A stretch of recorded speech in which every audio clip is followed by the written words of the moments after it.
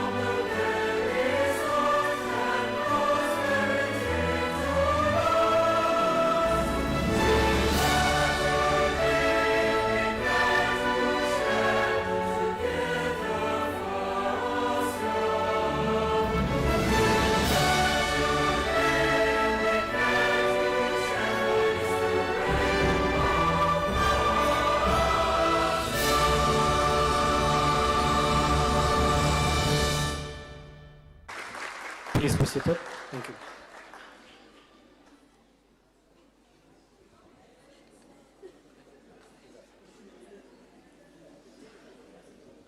Good afternoon once again, ladies and gentlemen. Welcome to the ASEAN Forum with the theme of fostering ASEAN-Morocco relations through dialogue and collaboration. This event is organized by the ASEAN Committee in Rabat in partnership with the Faculty of Letters and Human Sciences, Muhammad Fifth University here in Rabat.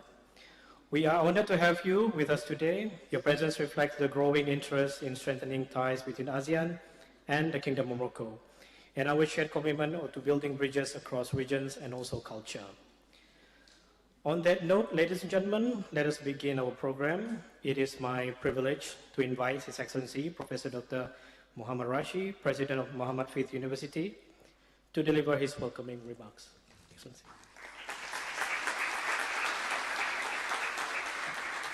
Thank you.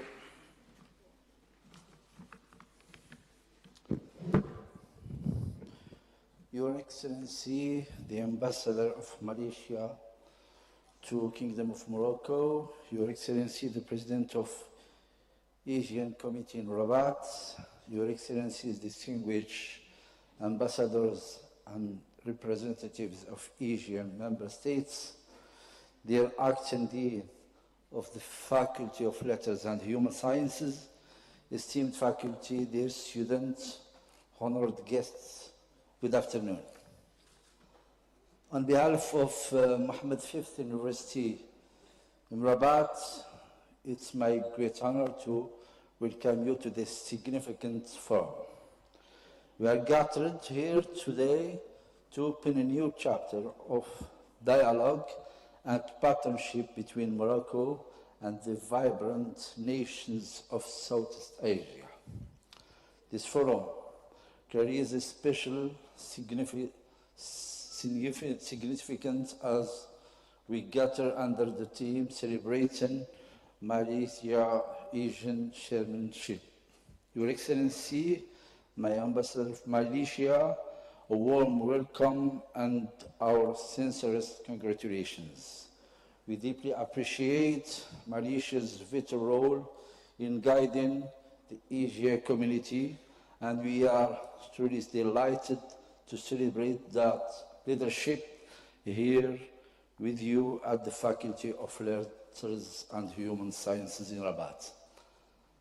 Malaysia's steadfast dedication to regional progress and international cooperation is something we greatly admire and are proud to support. Today, event is a powerful symbol of Morocco's strategic hub towards supporting South-to-South cooperation, a priority adopted by His Majesty King Mohammed VI. ASEAN is not just an economic success story. It's a masterclass in unity in diversity. Your model of consensus, your celebrating of rich cultural identities, and your collective ascent of global stage provide a model for more balanced and diverse world. Morocco, a nation bridging Africa and the Arab world, sees in ASEAN a natural and essential partner. This forum is the academic and diplomatic foundation upon which we can build stronger bridges of trade, policy dialogue, and mutual understanding. This forum is more than a discussion. It's a call to action for our academic community. It is an invitation, one for our researchers to launch joint projects on sustainability, digital humanities, and social sciences, for our students to look towards Asian University for exchange and discovery, and for us to welcome Asian studies students to experience the richness of Moroccan culture, for our scholars to collaborate in writing a new shared narrative of partnership moving forward. This is the core mission of our university, to be a platform where diplomacy is informed by knowledge and where partnerships are built on a deep intellectual respect. I wish to extend my sincere gratitude to the acting dean of this faculty and her team for hosting us. My special thanks go to all the diplomatic representatives and of Asian nations here today. Your presence is a powerful signal of our shared commitment. I am confident that the conversations we start today will not end at the networking session. They will resonate in future collaborations, in new research, and in fortified friendship between Morocco and Asia. It is now my pleasure to give the floor to my colleague, the acting dean of the Faculty of Letters and Human Sciences, Professor Leila Munir, and our president. Thank you.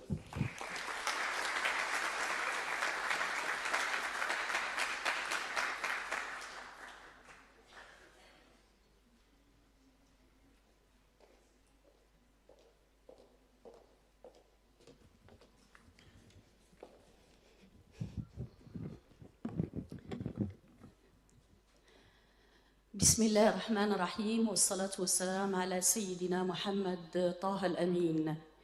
Your Excellencies, distinguished ambassadors, Honorable President of Mohammed V University, highly esteemed colleagues, dear students, ladies and gentlemen, it is a profound honor for me to welcome you today to the Faculty of Letters and Human Sciences for the opening of the Asian Forum 2025. We are deeply pleased to host this gathering, which brings together representatives of the Asian Committee in Rabat, the Embassy of Malaysia, members of the diplomatic corps, and leading figures from the academic world.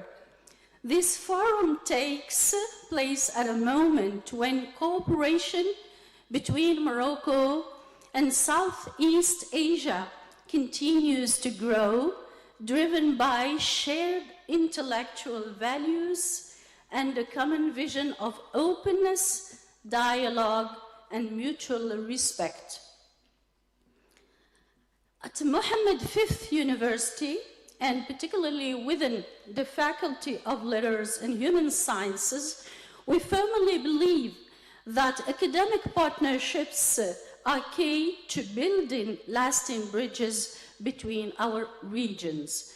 Our institution is proud of a long-standing engagement with Asian universities, of the increasing number of Asian students who enrich our campus life, and of the collaborative initiatives that have strengthened our ties with Malaysia, Indonesia, Thailand, Vietnam, Brunei, and beyond. These partnerships reflect our commitment to promoting knowledge, cultural understanding, and academic excellence. Today's forum represents not only an opportunity for exchange, but also a platform to explore new paths of cooperation and research, mobility, and education. It reinforces the central role of universities in fostering dialogue between cultures and in shaping future generations capable of building more interconnected and harmonious societies. I wish to express my sincere gratitude to all our partners and guests for their presence and continuous support. A particular gratitude and sincere thanking to Mr. the President for honoring our gathering today. And also thanks to all the guests, students, dear colleagues, the deans of our university, Mr. the Dean of the Faculty of Science of Education and Mr. the Dean of the Faculty of Law. Your participation honors our faculty and contributes to the success of this important event. Welcome to the Faculty of Letters and Human Sciences. May this forum be inspiring and a renewed step towards deeper collaboration between Morocco and the ASEAN region. Thank you so much for being with us.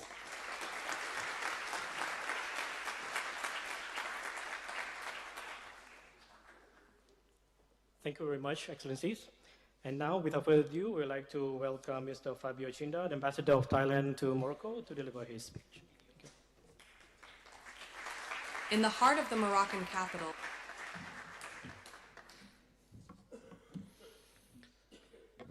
Good afternoon, Mr. President of the Mohammed V University, Your Excellency Professor Mohammed Rachi, distinguished faculty members, Excellencies, ASEAN Ambassador, dear colleagues, ladies and gentlemen, good afternoon. First of all, just for the student, just be careful because all we talk about this will be on your next exam. So, I'm the current chair of ASEAN Committee here in Rabat, or ACR. It is my great honor and privilege to warmly welcome you to the ASEAN Forum.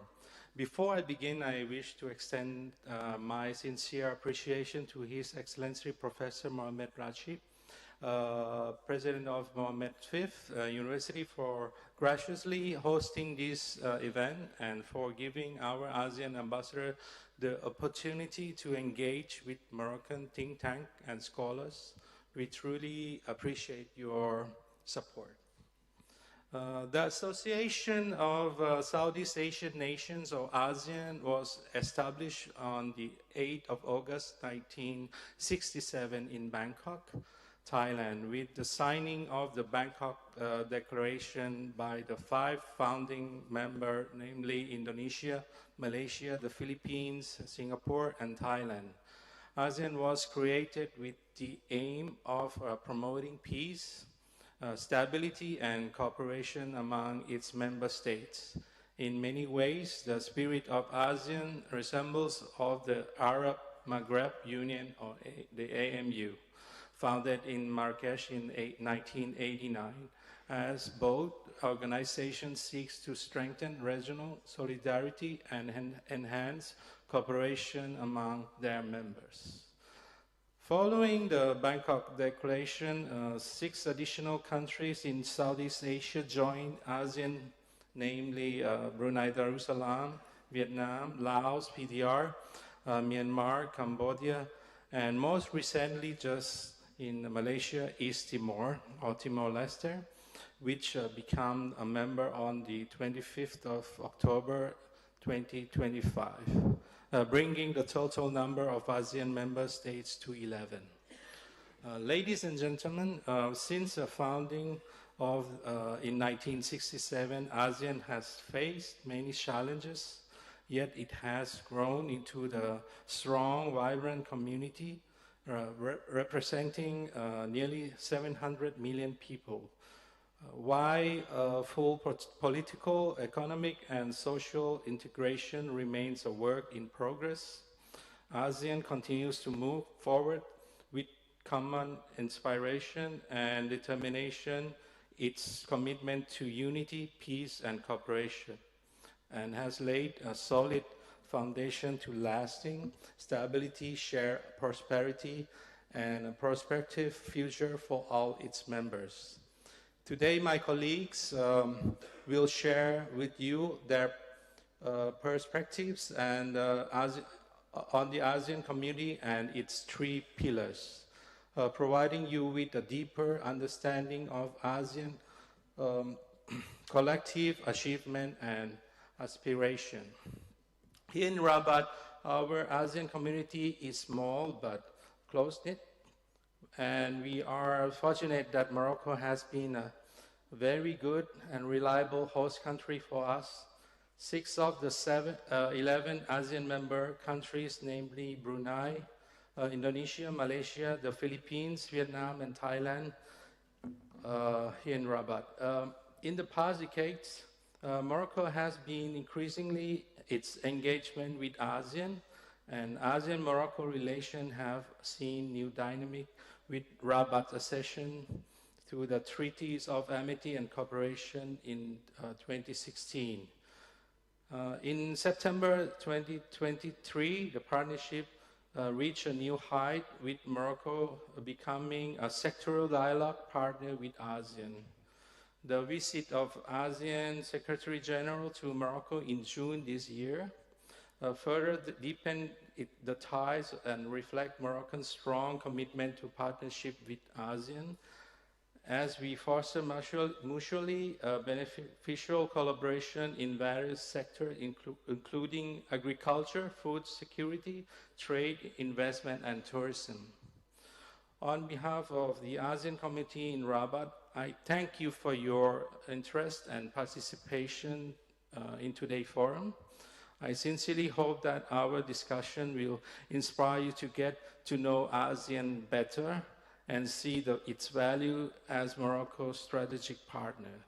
Strengthening ties with ASEAN can offer Morocco new avenue of collaborations in trade, investment, education, technical cooperation, and cultural exchange, contributing to our shared pursuit, stability, prosperity, regional cooperation. And I thank you. Thank you very much. Thank you.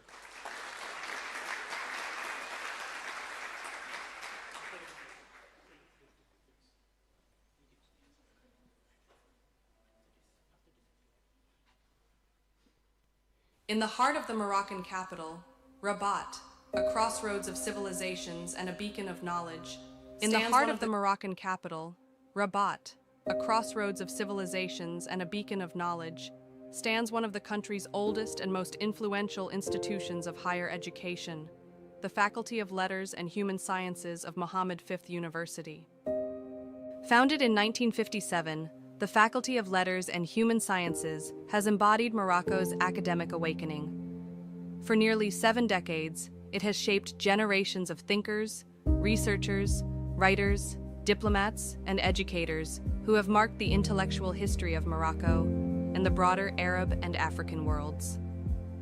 Today, the faculty remains a cornerstone of the humanities, offering programs in languages, literature, philosophy, history, geography, psychology, communication studies, and cultural sciences. With students from more than 40 nationalities, including a growing number from Asia, the faculty is increasingly recognized as a global destination for academic excellence. Every year, students from Malaysia, Indonesia, Thailand, Vietnam, Brunei, and other Asian countries choose Rabat to pursue studies in Arabic language, Islamic studies, cultural studies, and the humanities. Their presence enriches our university community and reflects the rising academic bridges between Morocco and Asia. From Rabat to Kuala Lumpur, Jakarta, Bangkok, and Hanoi, knowledge unites our regions. At Mohammed V University, Asian students embody the strength of our academic partnership. Here is a brief overview of their presence across our academic cycles. At the undergraduate level, Asian students are strongly represented. Chinese students form the majority with 58.33%, followed by Malaysians at 33.33%. Indonesian, Thai, and Vietnamese students make up the remaining share. Overall, Chinese and Malaysian students clearly dominate the Asian undergraduate cohort. At the master's level, Malaysia leads with 54.5% of Asian students, followed by Indonesia with 27.3%. Thai and Vietnamese students each represent 9.1%. This reflects Malaysia's strong engagement in graduate studies at the Faculty of Letters and Human Sciences. In the doctoral cycle, Thai students form the largest group with 70%, followed by Indonesians with 20% and Malaysians with 10%. This highlights the strong engagement of Thailand and Indonesia in advanced research at our institution. The Faculty of Letters and Human Sciences has played a pioneering role in strengthening Morocco-Malaysia academic relations. 3 major cooperation frameworks shape this partnership. 1. The Imam Ahmad Ibn Idris Chair. Created in partnership with Safa Islamic College, this chair supports research in Islamic and Arabic studies and strengthens academic exchange between both institutions. 2. Arabic and Islamic Studies Program for non-native speakers. This program prepares Malaysian students for university studies in Morocco through focused language training, cultural immersion, and academic integration. 3. The UM5 Chair in Malaysia. Initiated by the Dean of the Faculty, this upcoming chair aims to establish the first Mohammed V University presence in Malaysia, reinforcing long-term cooperation in Southeast Asia. Guided by the vision of Mohammed V University, the faculty remains committed to expanding its global partnerships and opening new horizons of cooperation with the ASEAN region. We proudly welcome you to the ASEAN Forum and reaffirm our dedication to a future grounded in academic excellence.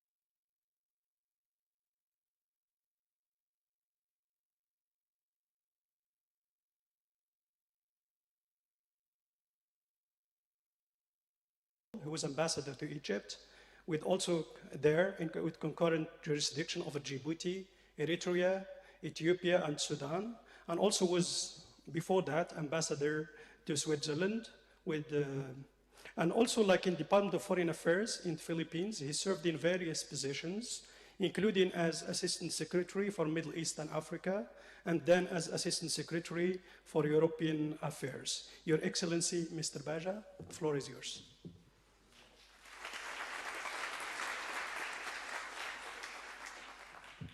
Thank you very much, and good afternoon to everyone, Mr. President, Madam Dean. It's a pleasure to be here this afternoon and to talk to students like us. Even us, in despite our age, it's still a learning experience for all of us, and we always enjoy interaction with universities and the academic institutions. So it's a mutual learning process. I've been tasked to discuss the ASEAN political security pillar, and our current chair, the Thai ambassador, has already given a brief history, but if you permit me, I'll start with slide 3, Lee, wherever you are. On the brief history of ASEAN, that picture was seen earlier. That was the signing of the Bangkok Declaration, which established our organization. At that time, in 1967, it was just composed of the 5 founding members. That is Indonesia, Malaysia, the Philippines, Thailand, and Singapore. Afterwards, if we can go down to slide 3, ASEAN has evolved since 1967. In 1976, we signed the Treaty of Amity and Cooperation in Southeast Asia, and it is worth noting that Morocco also has signed into this a few years back. 1995, there was the Treaty on the Southeast Asia Nuclear Weapon Free Zone.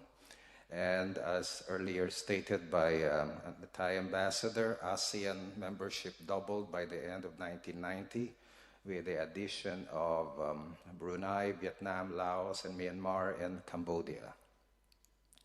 In 2000, this is a major development in ASEAN, wherein we adopted the ASEAN Charter, which, among others, came up with the 3 pillars of ASEAN, which are the ASEAN Political Security Pillar, the ASEAN Economic Community, and the ASEAN Socio-Cultural Community. I have been tasked, as I said, to discuss the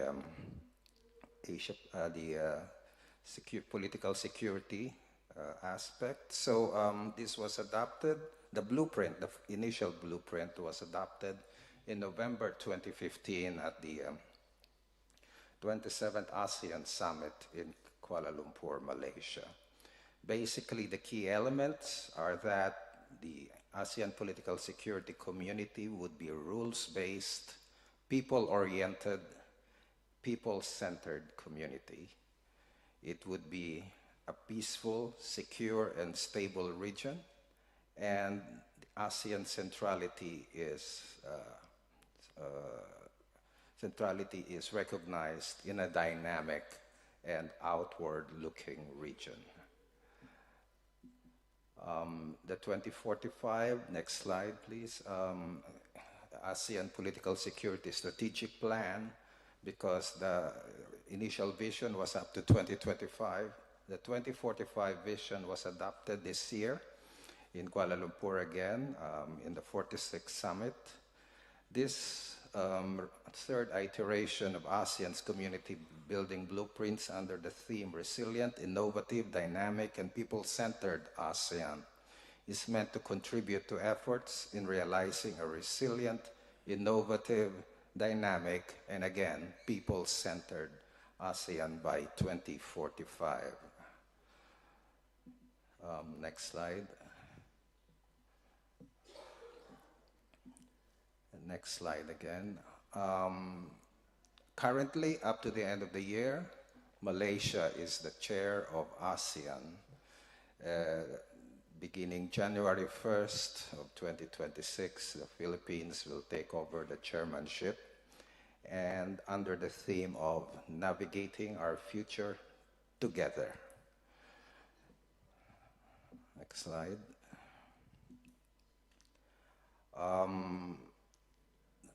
Under this theme, ASEAN will focus on three priorities: peace and security anchors, prosperity corridors, and people empowerment.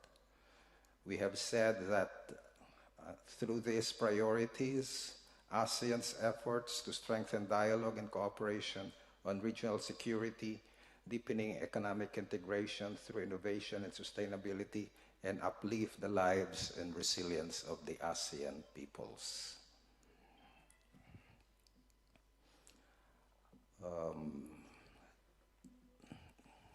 That's basically my presentation on the ASEAN political security community.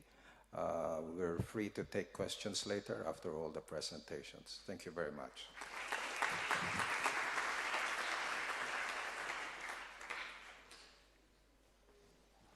Okay, thank you, Your Excellency, for this wonderful presentation on the political and security pillars of the ASEAN community.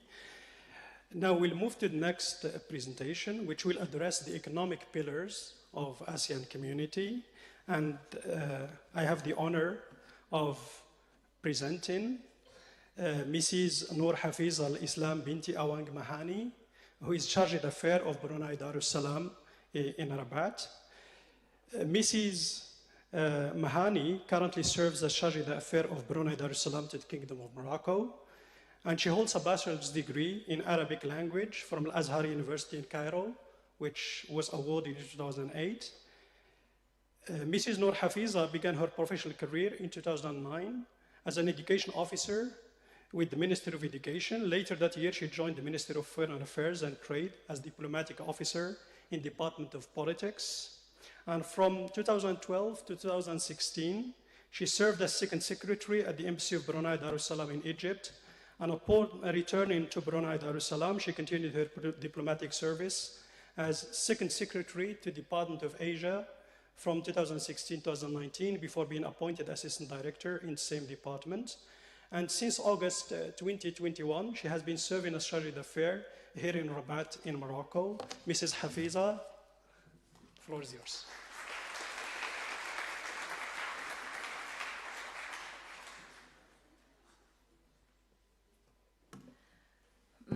Assalamu alaikum wa rahmatullahi wa barakatuh. His Excellency Dr. Muhammad Rashid, Mr. President of University Muhammad Khamis, Dr. Laila Munir, Acting Dean, Faculty of Letters and Human Sciences, Excellencies, dear ambassadors, dear students, ladies and gentlemen. If I may continue the presentation on the second pillar of ASEAN, which is economics. So, the economic pillar of ASEAN is the ASEAN Economic Community. We call it AEC, which represents ASEAN's ultimate goal of economic integration through a single market and production base. So AEC offers opportunity in a market with a collective GDP of nearly $4 trillion and a combined population of over 680 million people. So I will also touch on some background on the establishment of AEC. If you can see here, the history of AEC can be traced back as far as 1992, when the ASEAN leaders mandated the creation of the ASEAN Free Trade Area.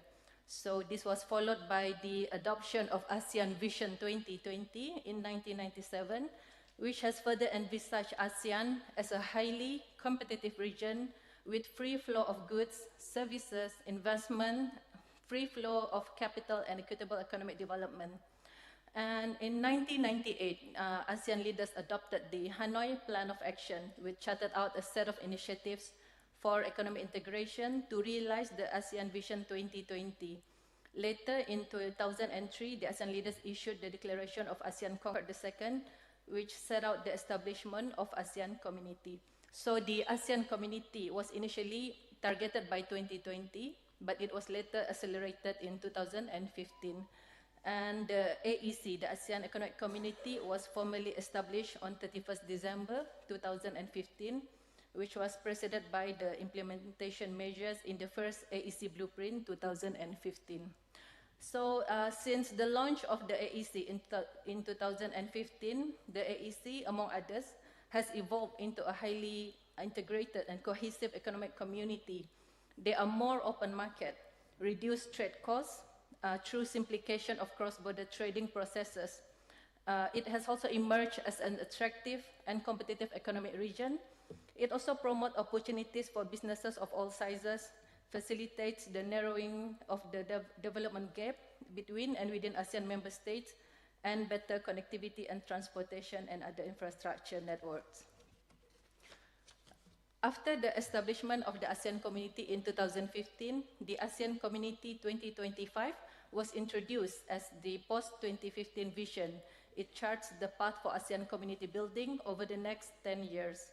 So at the end of 2015, ASEAN leaders also adopted the ASEAN Community Vision 2025, including the 3 ASEAN Community Blueprints 2025. Next slide, please. Here I will share about the AEC Blueprint 2025, which was developed to set the strategic direction for ASEAN's economic integration agenda from 2016 to 2025. So the blueprint focuses on 5 key characteristics, as you can see here.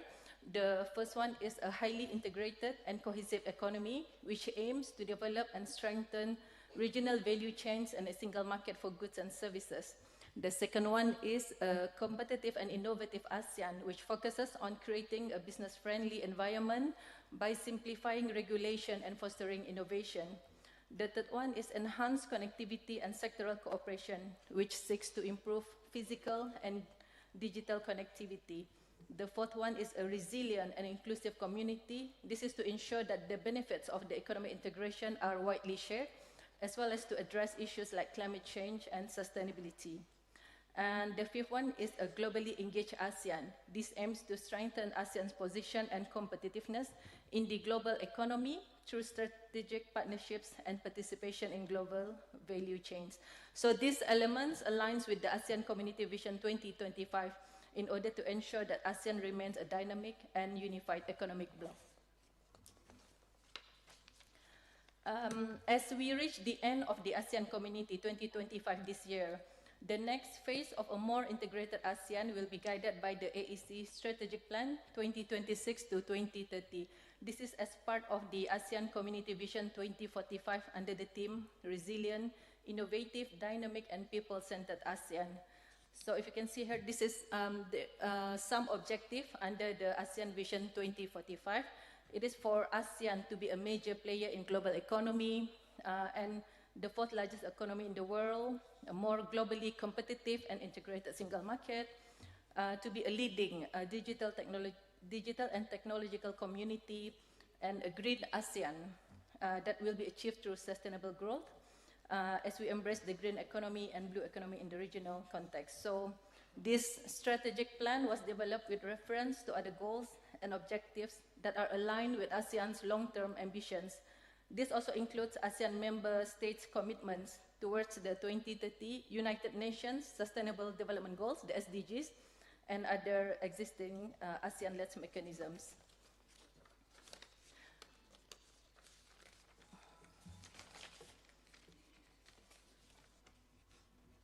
So, under the AEC Strategic Plan 2026 to 2030, it is outlined, there are 6 strategic goals, 44 objectives, and 192 strategic measures. Next slide, please. So here, I just listed out the 6 strategic goals under the strategic plan. The first one is an action-oriented community. The second one is a sustainable community. The third one is an enterprising, bold, and innovative community. And the fourth one is an adaptable and proactive community. The fifth one is a nimble and resilient community. And the last one is an inclusive, participatory, and collaborative community.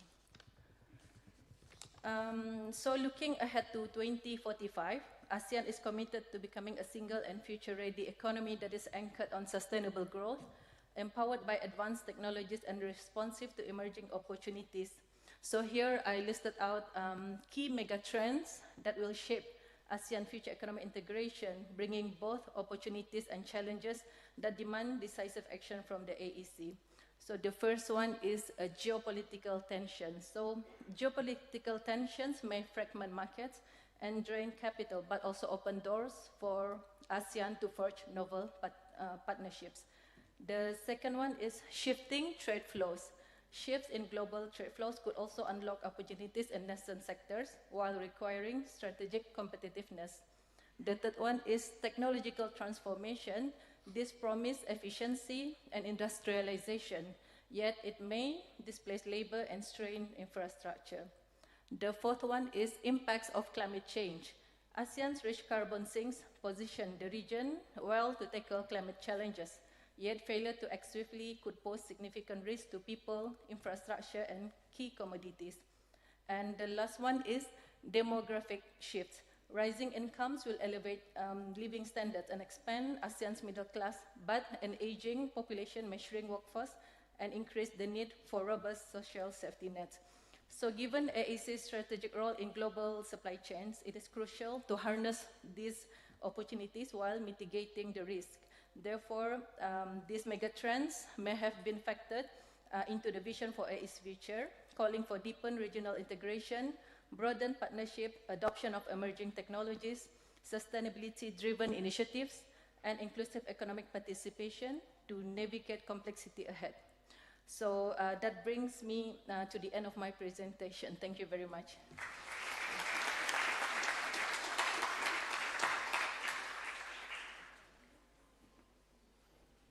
Okay, thank you very much, Mrs. Noor Hafid al-Islam, for addressing the various economic pillars, but also challenges of the ASEAN community. Now it is my honor to introduce our third speaker in this panel, Mr. Sutar Windargo, who is Chargé d'Affaires ad interim of the Republic of Indonesia in Morocco.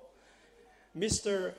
Sutar Windargo is a seasoned diplomat with over 20 years of experience. He has served in various overseas missions, including postings in Sri Lanka, Papua New Guinea, and Laos, and he holds a bachelor's degree in government science from Gadjah Mada University in Indonesia. Mr. Windargo.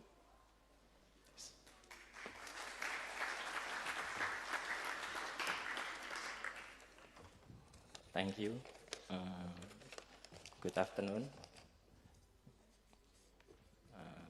President of University, Mr. Mohammed Rashi, Acting Dean of the Faculty, Dr. Laila Munir, dear Ambassador, our fellow diplomats, on the official of the faculty and on the student who already in this auditorium room. My turn is about ASEAN social culture, the third pillar of ASEAN.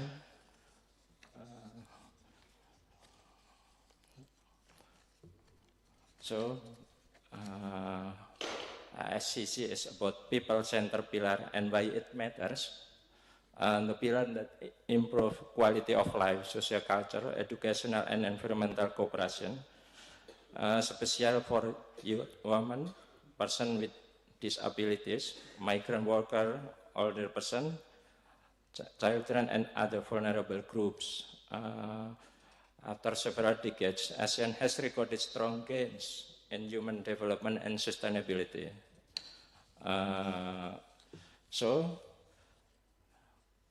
ASCC 2025 vision is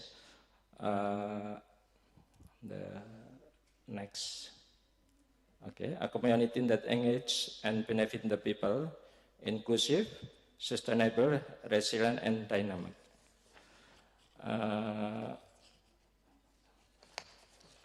And if we talk about ASCC ISCC in 2025 have 5 aims about commit and participate, ensure equality and rights, develop sustainability, and adapt and withstand, unite and identity. You can see about the reason. And for the key priorities areas, one is people-centered and interconnected community with seamless mobility. So people in ASEAN, they can visit each other because we have policy, free visa for our people, so we can visit each other. And the number 2 is share prosperity, no one left behind.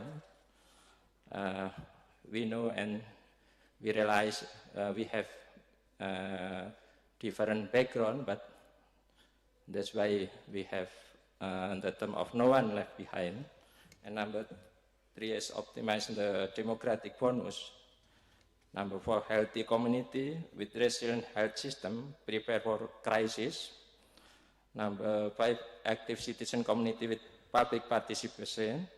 And number 6 is share ASEAN identity adapted to national, regional, global shifts. Maybe I can give one example. Actually, several years ago, 6 nations from ASEAN, Brunei, Malaysia, Thailand, Singapore, and Indonesia, they nominate together to the UNESCO about kebaya. Kebaya is traditional woman clothes, and we success. So the kebaya get recognized by UNESCO for UNESCO Intangible Cultural Heritage. That's one example about our share ASEAN identity. And number 7 is women's empowerment, and number 8 is youth empowerment, resilient and ready for the future. Number 9, proud ASEAN identity and heritage. Number 10 is sport for development, ASEAN as sporting hub. We actually have games among ASEAN, we call SEA Games. 10 nations we compete every 2 years. I think every 3 years or 5 years. Yeah, I forgot about it. But the program is always like become routine of our athlete. So after that we can compete in bigger competition, for example in ASEAN continent, after that to Olympic. Number 11 is narrowing development gaps in resilient community. Number 12 is sustainable green and blue growth in ASEAN. Now we talk about ISCC in ASEAN Committee in Rabat, ACR. We all here are member of ACR. ACR rules. One is collective platform of President ASEAN embassies in Morocco and align public diplomacy with ICC priorities, people-centered and inclusive. And ASEAN engagement, we already have several programs in the past like ASEAN Day, and every year we have annual flag raising and public outreach. Number 2 is about ASEAN Bazaar and Culture Festival. This new, but maybe in the future we will do routine. And the number 3 is campus engagement.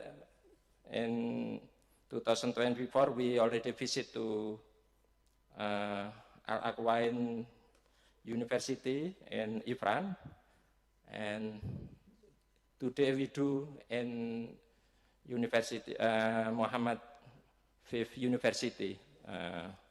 Very proud about it. Yeah, now become one of our activity too. Thank you for your attention. Thank you. Yeah.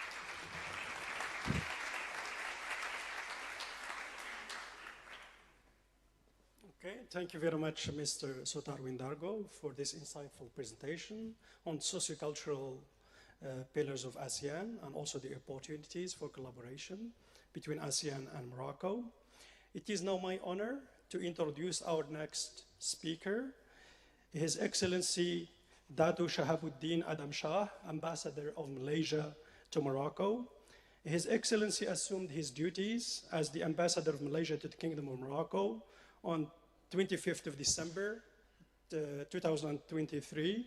A career diplomat, he joined the Ministry of Foreign Affairs in Malaysia in 2001 and has since served in various key divisions, including the West Asia Division, Development Division, Americas Division, Strategic Planning Division, and Europe Division.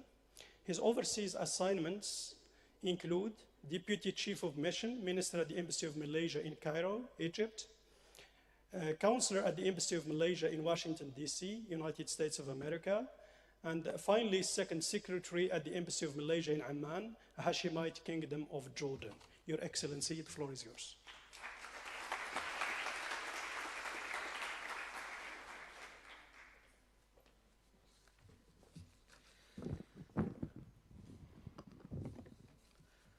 Thank you, Professor Moderator.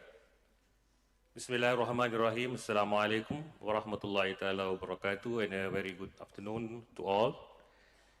I wish to take this opportunity to thank His Excellency, the President of the Muhammad University, to giving us this opportunity today, this evening, for all of us ASEAN ambassadors to brief all of you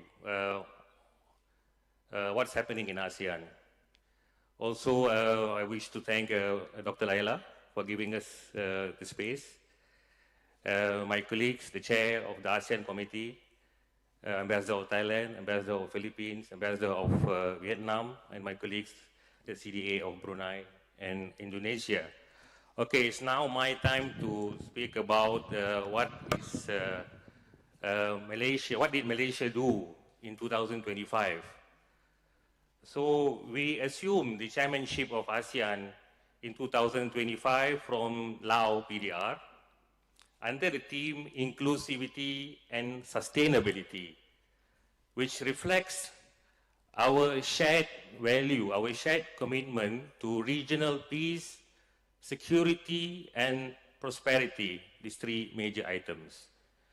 We reaffirmed the need to strengthen ASEAN centrality and unity, which means that whatever discussion, decision that we make in ASEAN must be centered around the unity and centrality of the 11 members of ASEAN. Okay, next.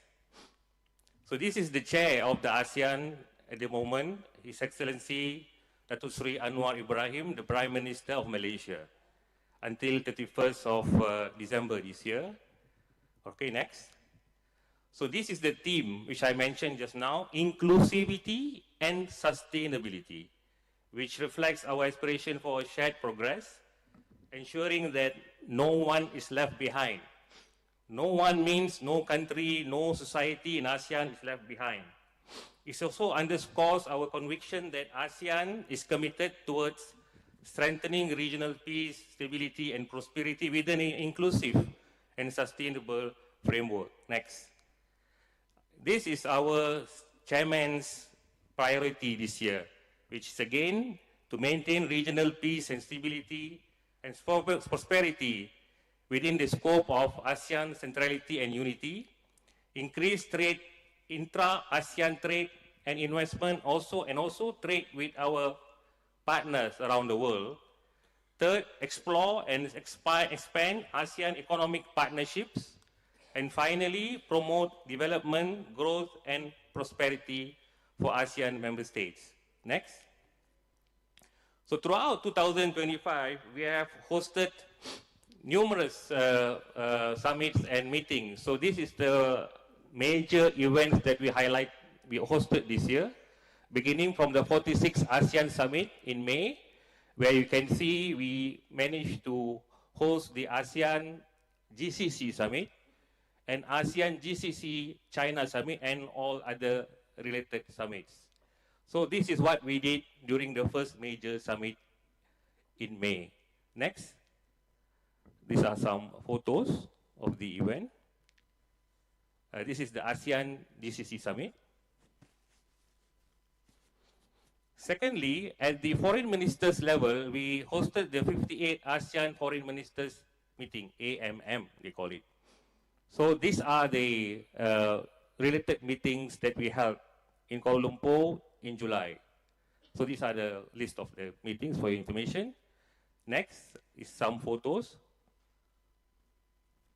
And this is the latest 47 ASEAN Summit, whereby you see was attended by many world leaders, including the President of the United States of America, and also other leaders from India, Japan, Korea, China, New Zealand, Australia, and so on. So this was the final major meeting, which was hosted by Malaysia under the chairmanship of Datuk Seri Anwar Ibrahim, the Prime Minister of Malaysia.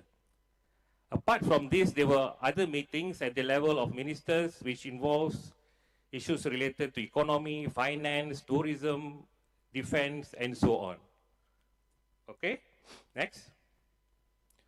So there were a lot of achievements that we managed in 2025. I don't want to go into too many things. I just wanted to highlight few major achievements and some of the issues that we discussed during all the meetings that we had throughout the year. The first was the document which we issued following the 46th summit. I think my colleagues have mentioned just now. The ASEAN community was established in 2015. 2025 was the 10th anniversary of the ASEAN community. And during the 2025 summit, we issued another blueprint, which is called ASEAN 2045, our shared vision, which is a blueprint which will be used to come up with all kinds of programs and strategies for us to achieve the desired objectives in the year 2045. So during the May summit, we signed all 10 plus 1 ASEAN countries signed the Kuala Lumpur Declaration on 2045, our shared future. And also we came out with a new ASEAN Community Vision 2045 blueprint, which also includes all the pillars of ASEAN, ASEAN political security, ASEAN economic, and ASEAN cultural pillars. And also another pillar which we added was ASEAN connectivity pillar. Right? Next. So this is the blueprint that we have issued in May 2025. And whereby you see all the 10 plus 1 members signing the ASEAN 2045 blueprint with the code, our shared future. Next. This is another major achievement that we have managed in 2025, whereby Timor-Leste was admitted as the 11th member of ASEAN on 26 October 2025. All right, this shows our shared commitment for progress and to bring all those into ASEAN in Southeast Asia into ASEAN. Next.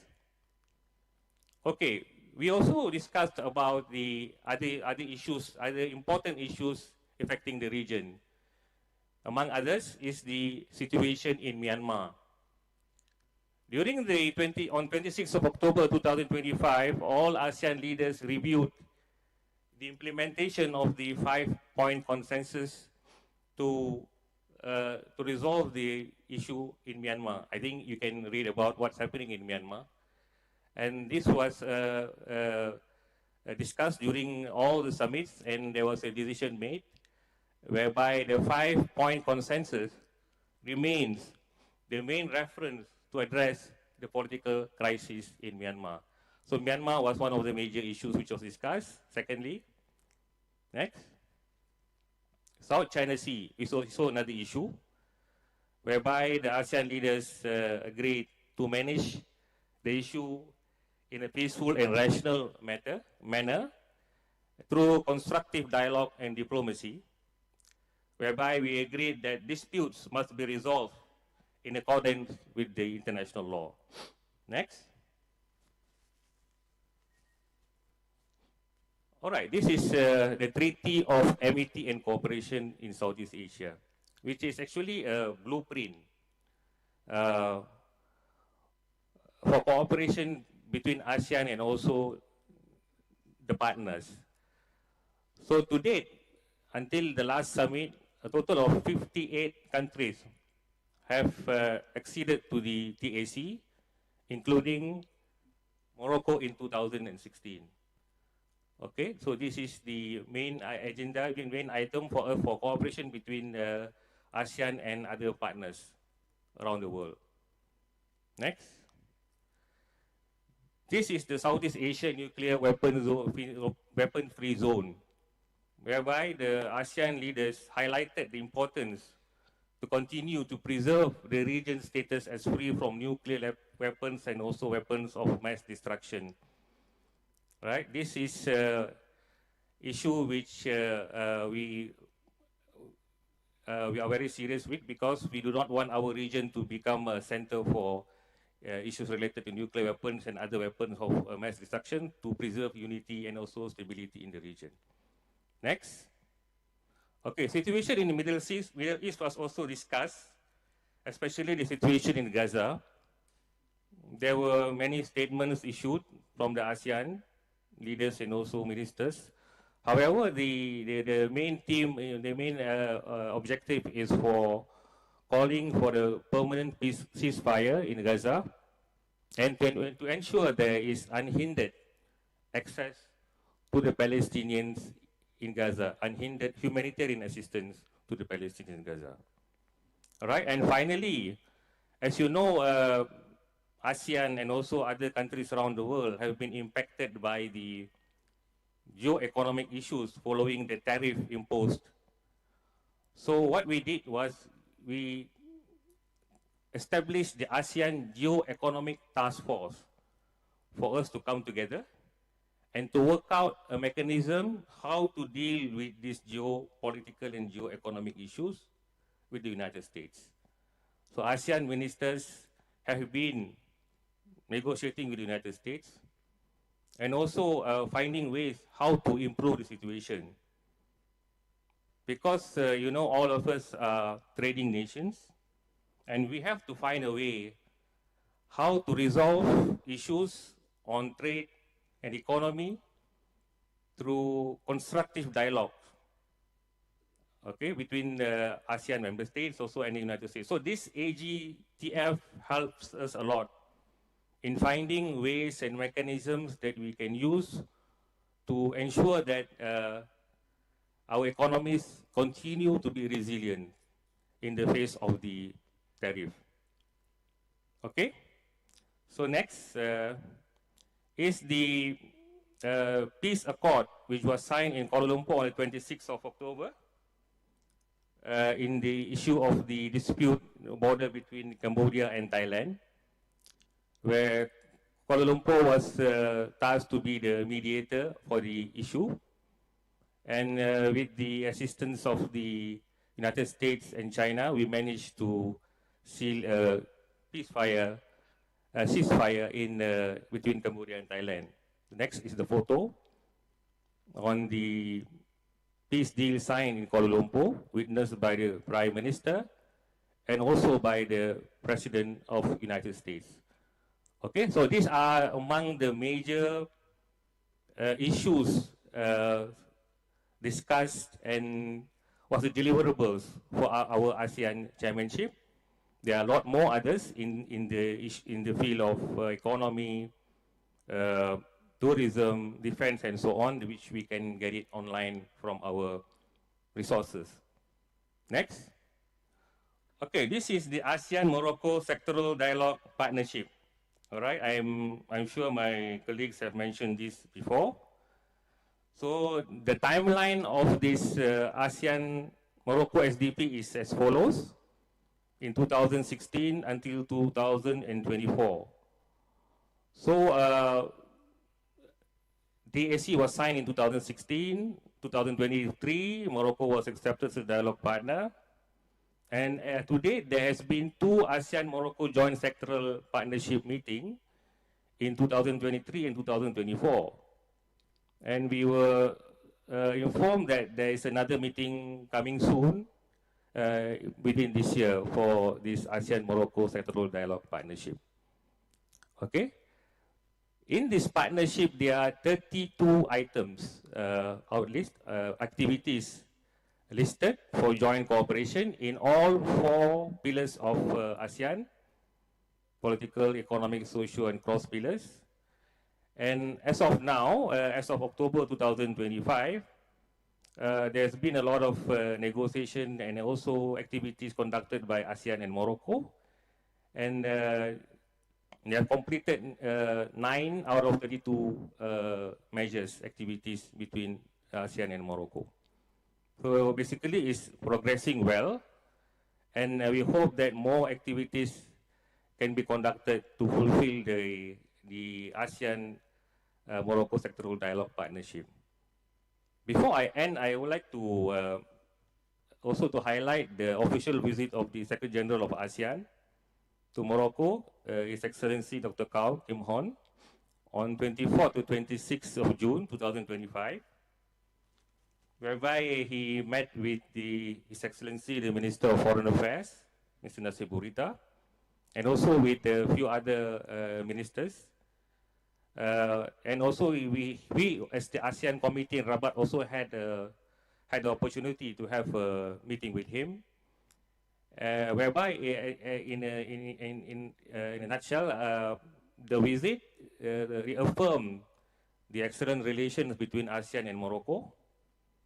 The ASEAN Secretary General welcomed the progress of the sectoral dialogue partnership and welcomed Morocco's presence and engagement in ASEAN through such as in the Mekong River Commission, ASEAN Interparliamentary Assembly, and the Southeast Asian Ministers' Education Organization. So basically things are moving forward, progressing between ASEAN and Morocco under the SDP, and we really hope that more activities can be concluded this year and also in the coming years to further strengthen ASEAN-Morocco sectoral dialogue partnership. So again, I thank you all for listening. Thank you. Assalamu alaikum.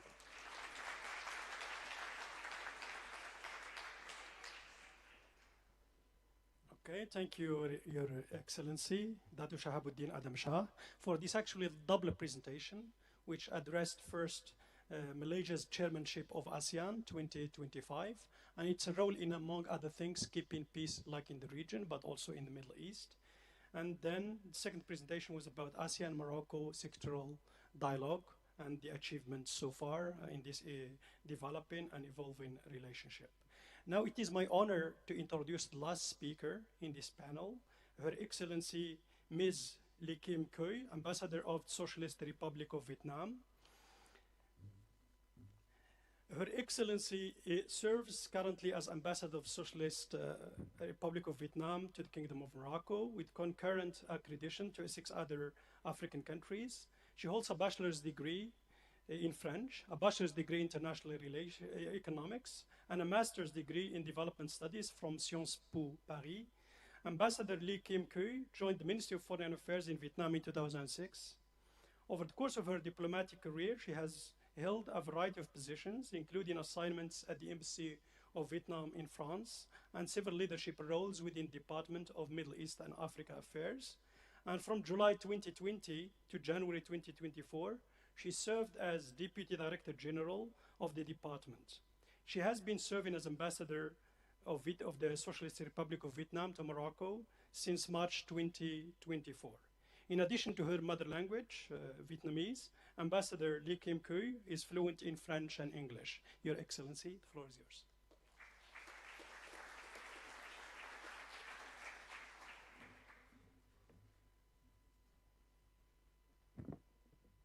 Professor Mohammed Rashid, President of the University, Madame Laila Munir, Dean of the Faculty, and Excellencies Head of Mission of ASEAN countries, and esteemed professor, researcher, and dear students.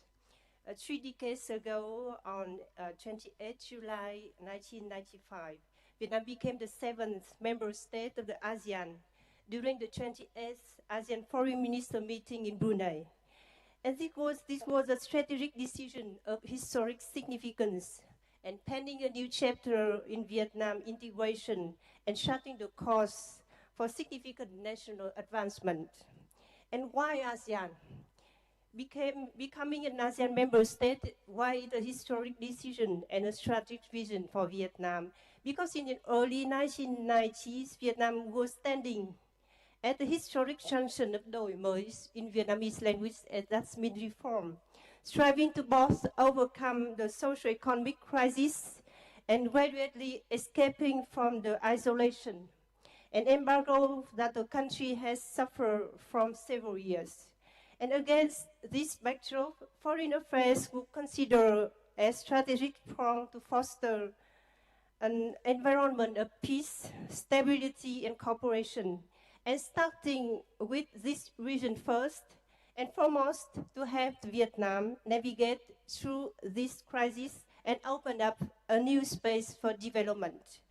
And at the same time, the world was entered the post-Cold War period, when the confrontation gave way to cooperation, integration, and globalization. And in this significant shift, Southeast Asian countries quickly became to the realization that only by enhancing connectivity and collective strength could manage to stand strong and thrive. And the convergence between Vietnam's aspiration for reform and ASEAN wish to expand cooperation, coupled with the global trend of peace, cooperation, and development, offer both ASEAN and Vietnam an opportunity supported, as Vietnamese language say, by the heaven, earth, and people. And during the last 3 decades, what are the contributions of Vietnam to ASEAN success? And Vietnam came to ASEAN in the spirit of friendship and responsibility. And one consistent effort that Vietnam has made is to uphold unity, consensus, and the core values underlying ASEAN successes and identity. And Vietnam has assumed ASEAN chairmanship on 3 separate occasions, in 1998, in 2010, and 2020. And notably, after just 3 years of membership, Vietnam successfully hosted the 6th ASEAN Summit in December 1998. And the event saw the adoption of the landmark Hanoi Plan of Action, which helped enhance cohesion and expand cooperation and shape the roadmap for achievement of the ASEAN Vision 2020. And to realize the vision of the fully integrated bloc comprising all 10 Southeast Asian nations, Hanoi and Vietnam was instrumental in advancing the accession of Cambodia, Laos, and Myanmar, and recently supporting actively Timor-Leste to the 11th member of ASEAN. And as ASEAN chair in 1910, Vietnam sought to transform the bloc collective action vision into concrete action, and key milestones under its chairmanship included the adoption of the first master plan on ASEAN connectivity and the expansion of the East Asia Summit to include Russia and United States, and the establishment of the ASEAN Defense Minister Meeting Plus. And in 2020, amidst the unprecedented challenges posed by the COVID-19 pandemic, Vietnam fostered unity and resilience within the ASEAN community, and we adopt innovative responses such as the adoption for the first time the Visual Summit.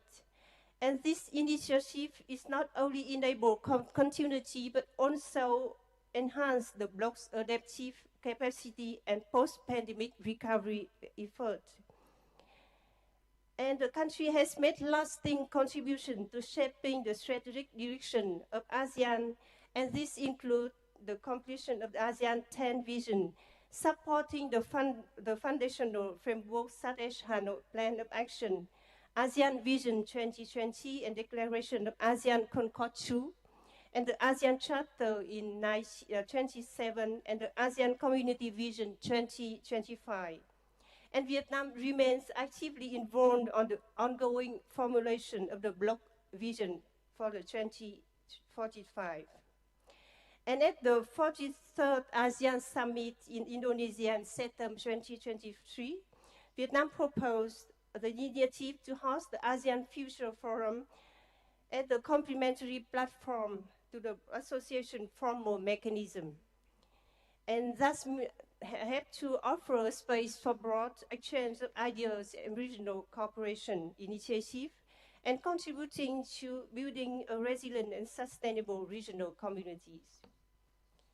And the first ASEAN Future Forum is organized last year, and we are now preparing for the second edition of the ASEAN Future Forum this year.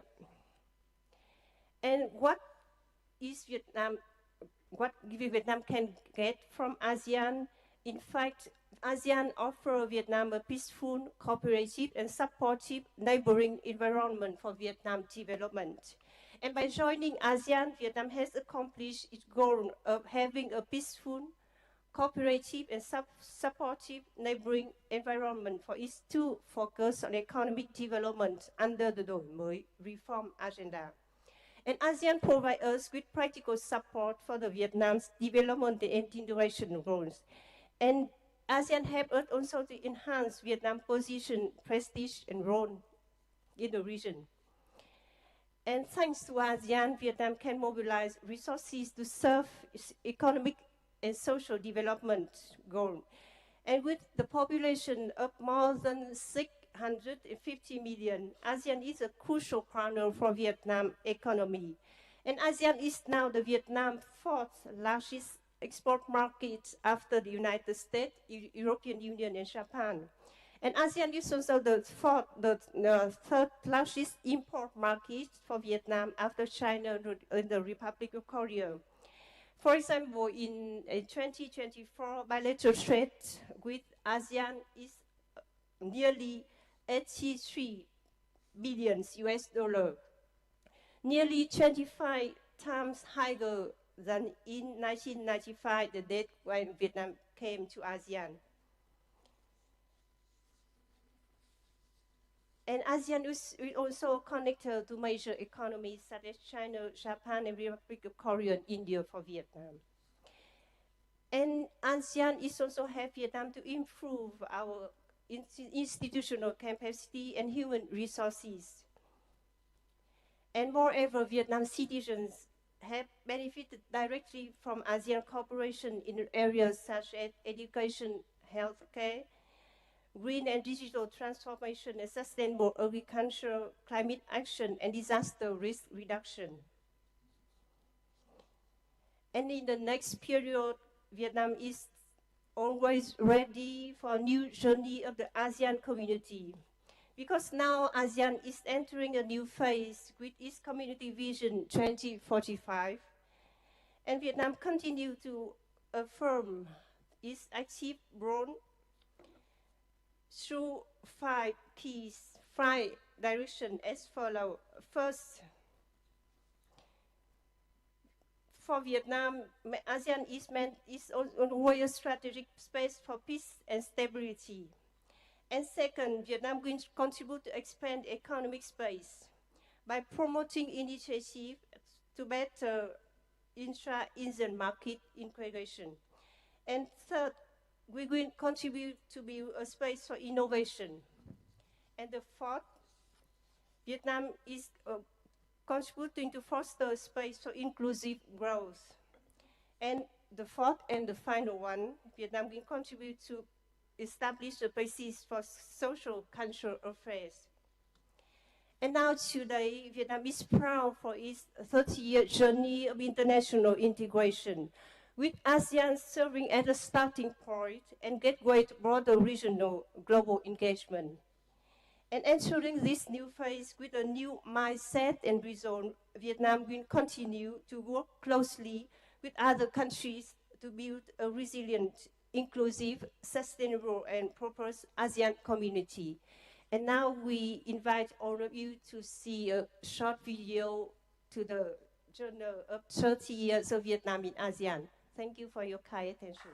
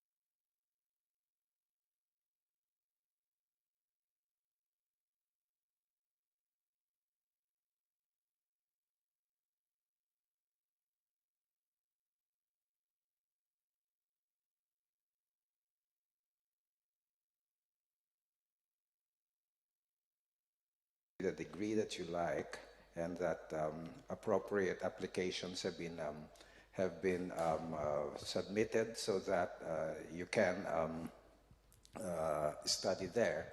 Of course, the lingua franca, or the medium of instruction, is always in English.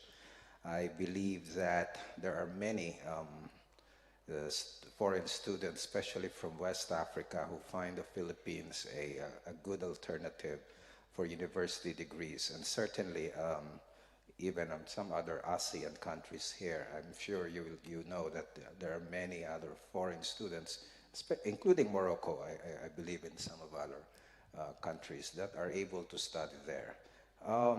It's either an institutional linkage or a personal one, that you want to pursue a certain degree or you want to study in a specific university in each of the ASEAN countries.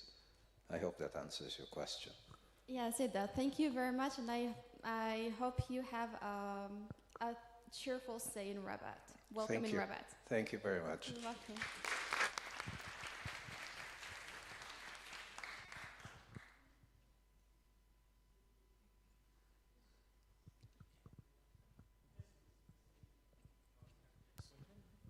Oh, thank you very much.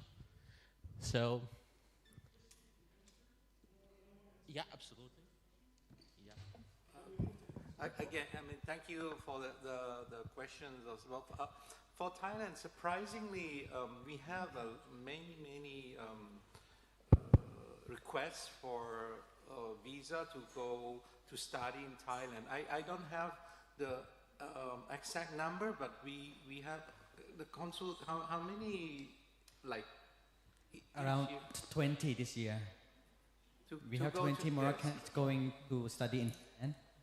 Most of them join the exchange program, like in tourism, in the hotel management training in Thailand. Yeah.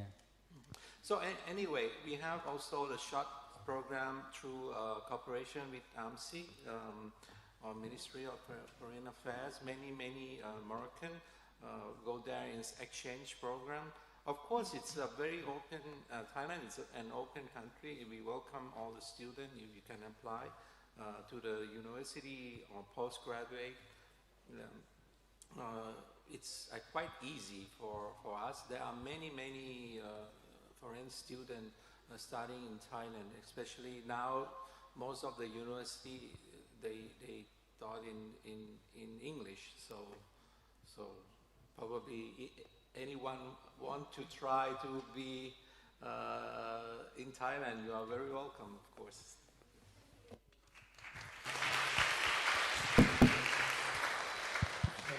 Professor, can I add? Okay, I just want to add on what my colleagues have answered just now. Basically, I think there is a shift for Moroccan students to go towards English-speaking countries to study in English language. Because we get a lot of requests from Moroccan students to go to Malaysia to study because of the English language is being used. But not only in Malaysia, in all other countries in Southeast Asia. So I welcome all of you to approach us directly at the embassy, all our embassies, to find ways and avenues how you can go to our countries to study, because we offer good subjects in Southeast Asia, good universities, affordable lifestyle, affordable fees. In Malaysia, we get many requests from Moroccan students to study engineering in architecture. So we are actually working out something with Mohammed V University. During my recent visit and discussion with His Excellency the President, they have requested some collaboration on sending Moroccan students to Malaysia to study. So you can approach us at the embassies, particularly here, all of us here, to find out how you can go to our region to study, and what are the opportunities do you get in terms of scholarships offered. As mentioned by Ambassador of Thailand, we have scholarships offered by the government, by the Foreign Ministry, and so on. So maybe you can start to look into this very seriously and look into applying for whatever courses that you need by the beginning of next year. Thank you.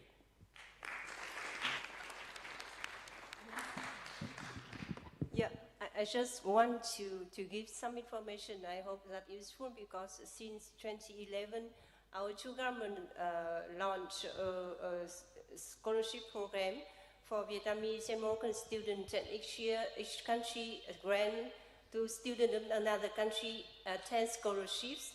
And since then, we have, in total, more than 60 Vietnamese students have studied in Morocco. And for example, last year we had 33 students, and most of them study Arabic language in this university, University Mohammed V. I want to take the opportunity to express our sincere thanks to the president of the university and the teacher and student here for the support given to our Vietnamese students. But unfortunately, I see that very few number of Moroccan study heard about or are informed about this program, scholarship program. And I think that there was some student Moroccan took this scholarship. So I want to inform that we have a scholarship program between our two governments, two Moroccan students and two Vietnamese students. And perhaps in the past time, Vietnamese language could be a barrier for Moroccan study to study Vietnam. But now a lot of public Vietnamese universities are offering a program in English language. So if you are interested in studying in Vietnam, do not hesitate to contact our embassy. Thank you. Thank you very much, Your Excellency, for these generous answers, but also opportunities. Yes, please. Well, first and foremost, my name is Murad El Asmai, master's student here at Faculty of Literature and Human Sciences at the Department of Communication Study. So I'm very honored today to meet you all, our distinguished guests.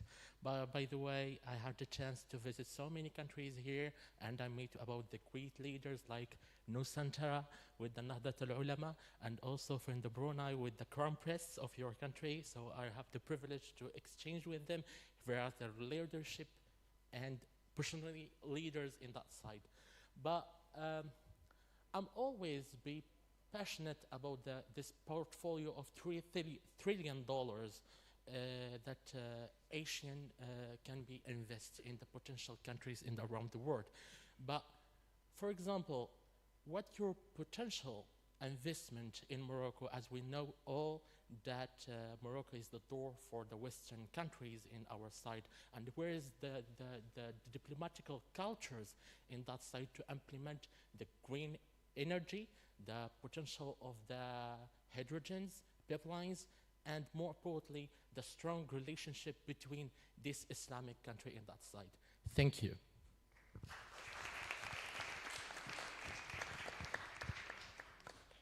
Thank you very much. So we'll go for the answers from our distinguished panelists.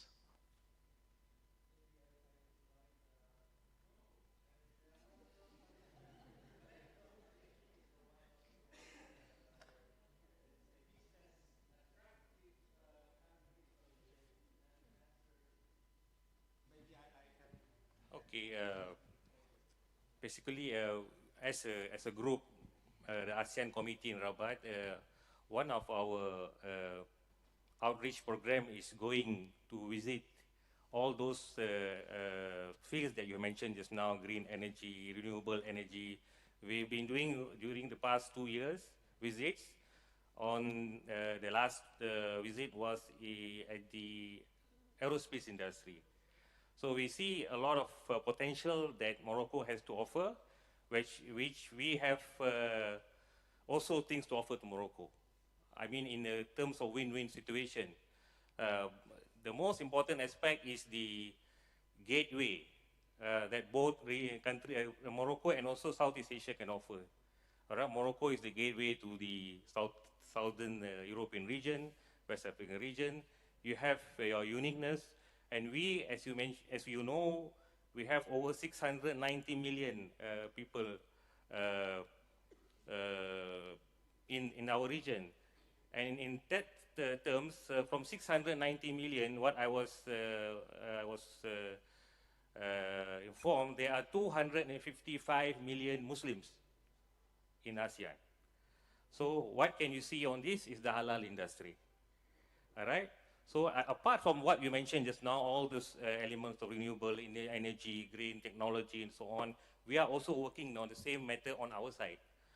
So what the ASEAN Committee is doing is engaging with all the stakeholders in Morocco on what you are good with and what we are good with, so that we can have a synergy of cooperation between both regions. Things are moving ahead, moving fast.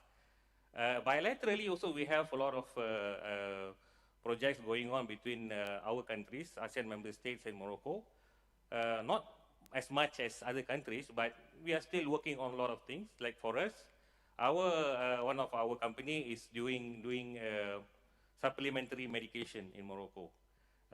It's called DXN Morocco. It's very big here in Casablanca.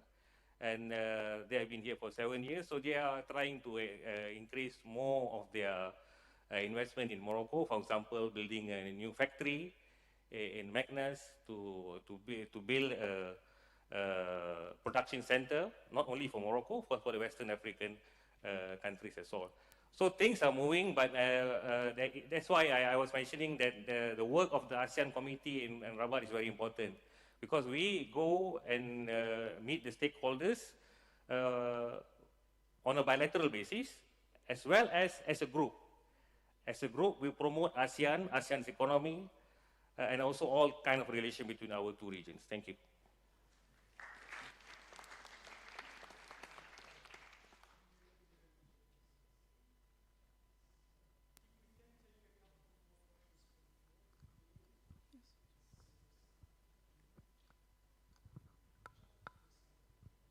I have questions too. Yeah. Thank you so much. First of all, I would like to welcome you all at the Faculty of Letters and Human Sciences, their excellencies and honorable members of the ASEAN committee. I'm Hajar Musafir, and I'm first year PhD student in communication studies, and I'm working on AI and digitalization, especially in higher education. So my question is, how can ASEAN-Morocco Corporation mobilize their AI technologies and AI corporation that strengthens AI innovation here in Morocco and in African continent?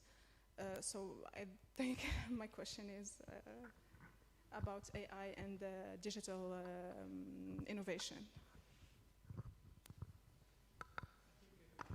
It's clear. It's about how AI can help leverage more cooperation between ASEAN and Morocco. So of course, I still don't understand what is the question specifically, like how can ASEAN countries, our country, yes, Asian country. How can they develop and mobilize to develop the AI solutions here in Morocco? Oh. Okay, I'm not the expert in AI. I'm still using normal computer. Sometimes I ask what you call ChatGPT, and that's it. But any ambassador knows about. I think you know a lot about AI, right? No. Thank you for the question.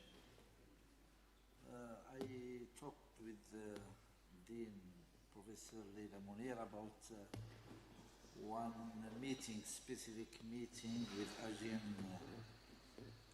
ambassadors and countries to discuss many fields. And one of the fields are AI, technology, IT, and other things. We propose to have this meeting in December. It's no problem. In December, and we will discuss the fields and all subjects like AI and other things. Okay, thank you.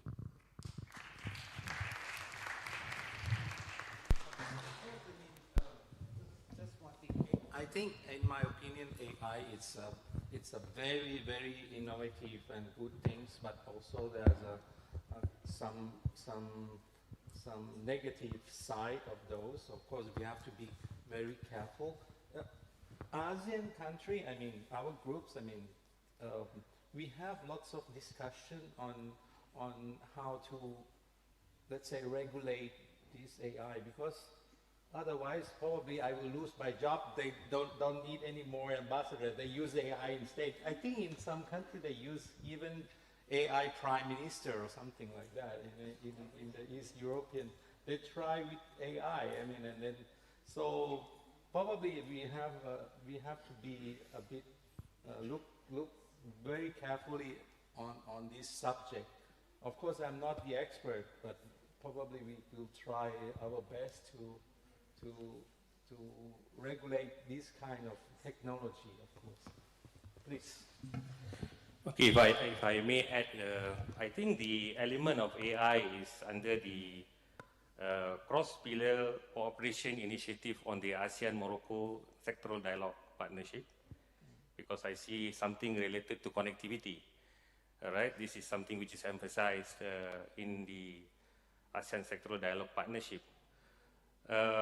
But as mentioned by Ambassador Fabio, the issue of AI is something very, very deep and serious discussed in all countries, whether it's in Morocco, it's in Malaysia, or in other countries.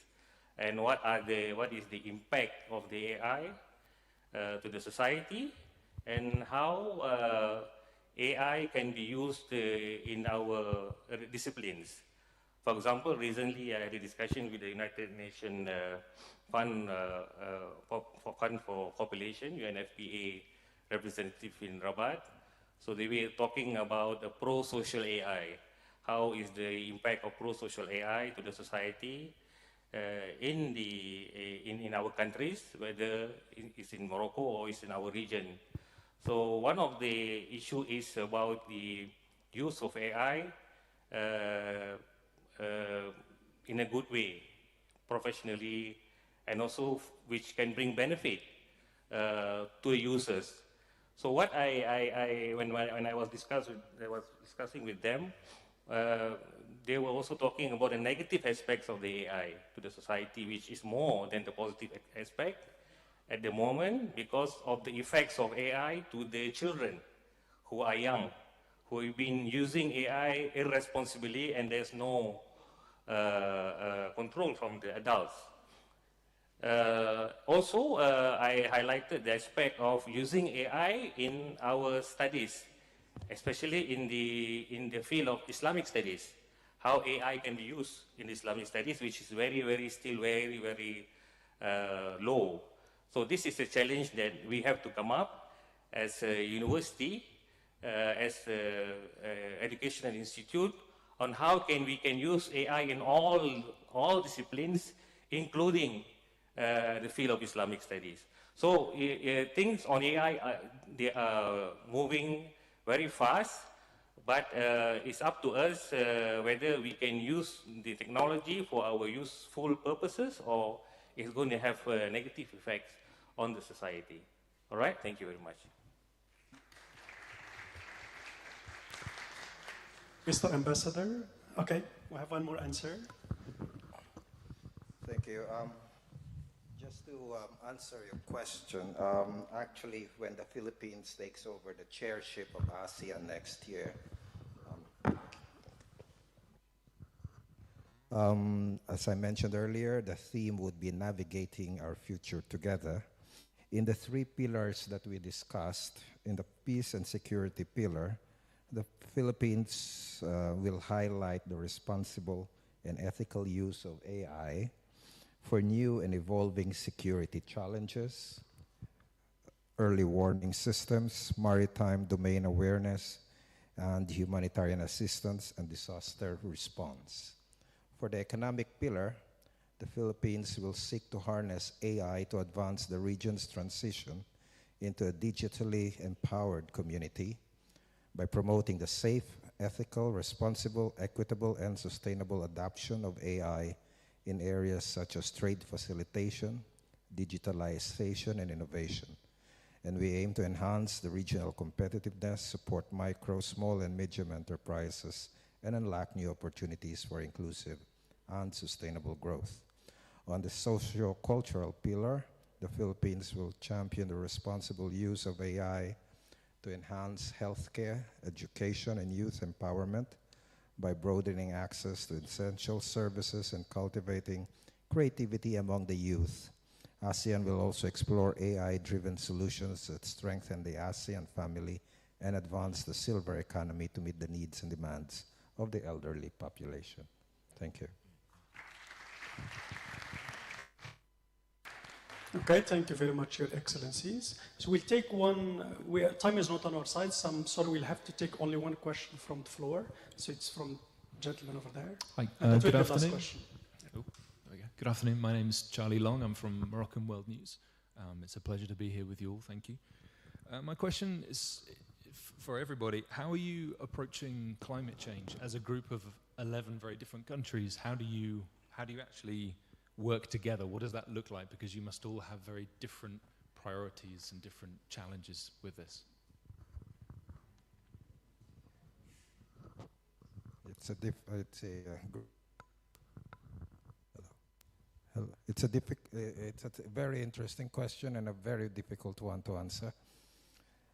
You might have heard that recently the Philippines was inundated by several very strong typhoons, in between several strong earthquakes and a lot more other natural disasters. This is one topic that the ASEAN is discussing, climate change. I think it was in one of the slides that was shown to you. We have emergency response mechanisms, humanitarian response mechanism to deal with climate change. Of course, most of us are climate vulnerable countries, the Philippines included, and we have adopted a lot of mitigation and adaptation measures to address climate change. And certainly we are in line with other middle-income countries to discuss, to address the issue of climate change. But it is, I think, for most ASEAN countries, we experience typhoons a lot. We experience drought in between typhoons, and it is certainly one of the most critical challenges. I mean, climate change would affect our economic and social development. It will affect our food security. It will affect a lot in our organization. So it's a very important and topic that we are continually addressing within our national borders and within ASEAN itself. Thank you.